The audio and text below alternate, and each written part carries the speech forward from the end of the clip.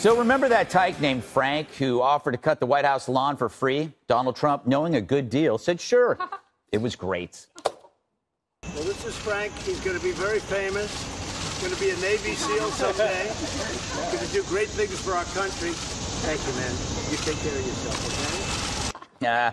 So that's adorable, unless you're Stephen Greenhouse, who thinks it's horrible. A former New York Times writer tweets that this sick act boosts child labor and mocks occupational safety. So while we saw a cute kid experiencing the dream of a lifetime, this wet rag tweets out stats on mower injuries.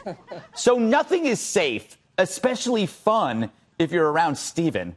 Dude must be a blast at a picnic. Volleyball, no, too many eye injuries. Tug of war, no, all those rope blisters. Bobbing for apples, a child in New Zealand drowned once.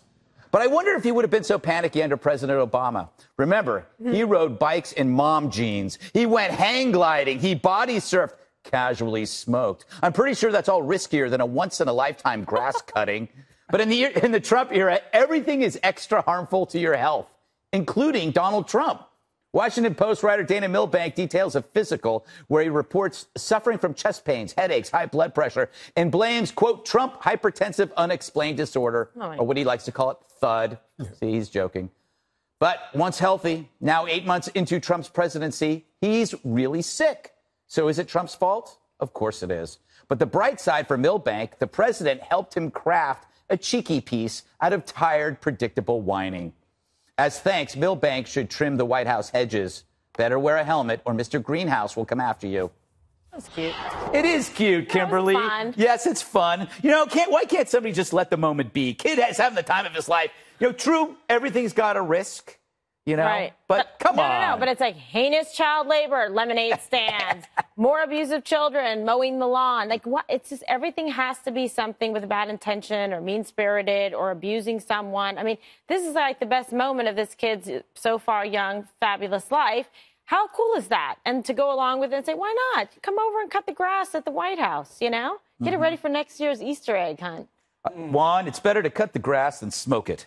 They should be applauding this young man. Well, you could vape it, in your opinion. Vaping is safer. That is true. But wait till you're of age. Okay, thank you. But so I just think this is fun. I think it's like Tom Sawyer or Huck Finn, you know, with whitewashing the fence, you know. So nice. What? So nice. Well, it was nice. On the other hand, it's work. But you know what? For me, the work here is political. So I think President Trump used this young man as a symbol of, you know, industriousness and someone who wrote a letter to the White House, asked if he could come. And so President Trump was sort of, you know, gracious in allowing him to come and actually do it and have this moment. But if you're talking about the political power now, the other side of it is the left, like Stephen Greenhouse comes back and says, don't forget, people do get a lot of kids. I think it's the #1 source of injuries with these devices is kids. Really? And, yeah. So I couldn't figure it out. There were like minor injuries, but you don't end up in the hospital. And then I read one of his articles where it was like toddlers that got like fell off or shouldn't have been on it in the first place. I think kids burn their hands. Yeah, they burn their but they're minor. They're minor things. They're worse. Believe me, they're worse things you could do as a kid. If I was 11 and my father said, "Jesse, go mow the grass," and I said, "Dad, but the American Academy of Pediatrics said it's not a good idea," he would have laughed myself out of there. Now listen, the other thing is. The moral of the story. You know what? You're going to have to go back to 5. Yeah. The left always likes to say illegals are doing the jobs that Americans won't do. This kid proves that whole talking point wrong. He's an 11-year-old American citizen doing the law. Now, also, I had this kid on my show on Saturday, and I said, what are you going to do with all the money that you're earning from mowing lawns? Wait a minute. Did the president pay him? No. He did not. That would be against... Don't start another rumor. Unpaid internship laws. But no, he said, I'm going to take the money from mowing lawns and I'm going to invest it in buying a leaf blower so then I can blow leaves in the fall. The kid is a straight-up capitalist. There you go. We're all going to be working for Frank one day. And you know, you, Dana, when you were a child, you drove tractors, right? Yeah. How old were you? Well, I mean, young, but my cousins, the 2 boys, were actually a little bit more active, and they still ranch. Wade and Preston Perino in Newcastle, Wyoming. Oh, yeah. And their children are active in helping. And I remember during the Obama administration, in fact, we did it on this show, they proposed through the Labor Department these farm family rules that they were going to put on families so that you, like my uncle wouldn't be able to say to my cousin, hey, I need you to go and, you know, get those hay bales. They were going to, like, detail and make them respond to the government. Wow. And thankfully, the agricultural community got together. They did the hashtag #AgChat.